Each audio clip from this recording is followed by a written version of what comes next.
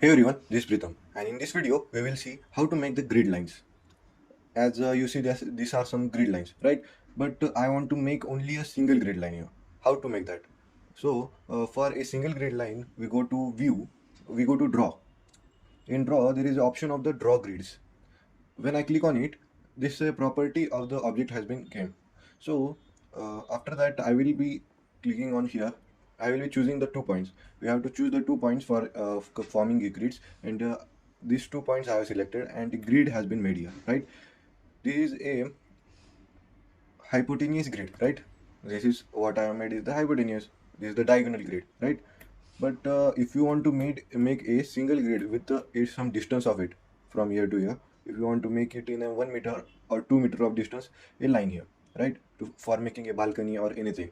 So for that, what to do? Just we go to draw. In draw, the same thing. We select the draw grids. After clicking on draw grids, there is in the property section grid system G1, and in the plan offset normal in we choose it as the what our we are going to do it for the 2 meter. For the 2 meter means 2000 and click on enter, and just we have to select the 2 points, select the line from where to where we want an offset, and click on that point, and your grid line has been made like this is your grid line, right?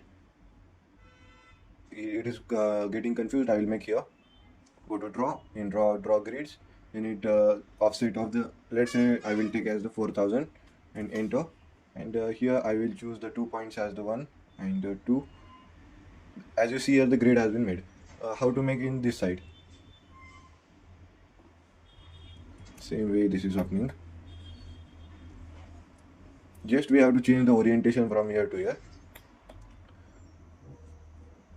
As you see here, I have made the grid, right? 3000, and when I click from this side and go to this, my grid is being made here, and when I click from come from this side to this, my grid is being made from this side. So likewise, this has been done, and you can see this grids in this 3D view also.